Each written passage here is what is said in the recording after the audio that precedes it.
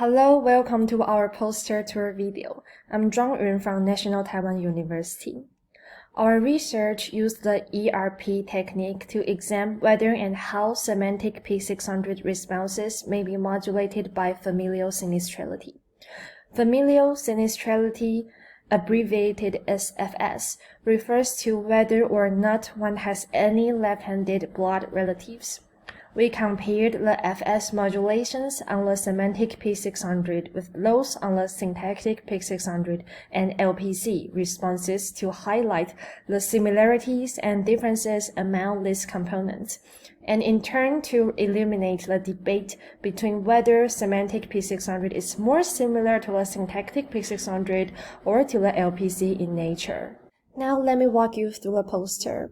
Role reversal anomalies have been found to elicit semantic P600s, which are late positivities in the central parietal region.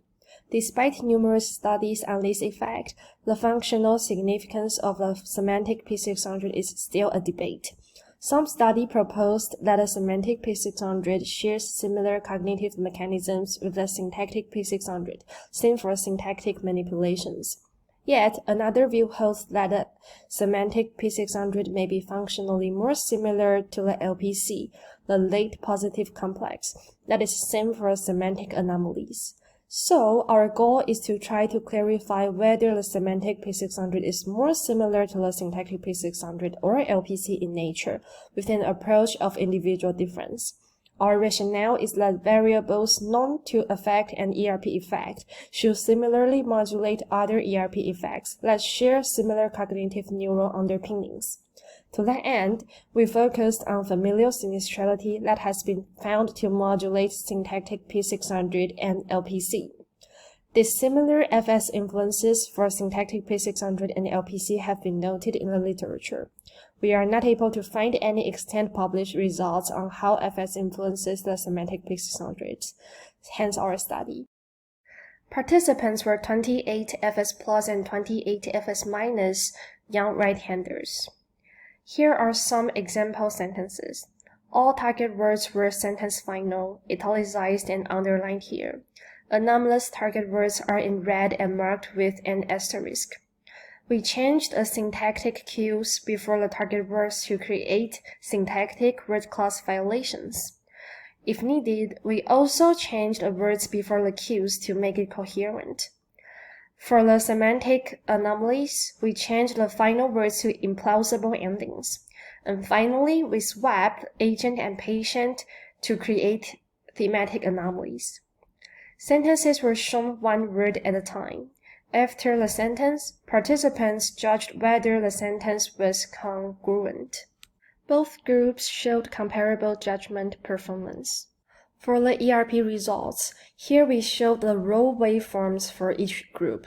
To make it easier to see the group differences, we plotted the difference waves between congruent and incongruent conditions for each group. We found that, unlike past findings based on tense and agreement errors, here both groups elicit biphasic N400 P600 effects. This may be due to the additional lexicosemantic disturbances in syntactic word class violations. Now, with comparable preceding N400 effects, it can be seen quite clearly that the FS plus elicited a larger P600 than the FS minus did. Two semantic anomalies, consistent with what was noted in Coase et al. 2012. Both groups showed the N400 effects, with the effect being slightly larger for the FS plus. In addition, very little LPC effects are seen in the FS plus. With regards to the main purpose of this study, the FS plus did not elicit a larger semantic P600 than FS minus did, therefore disfavoring the view that semantic P600 and syntactic P600 share similar neural underpinnings.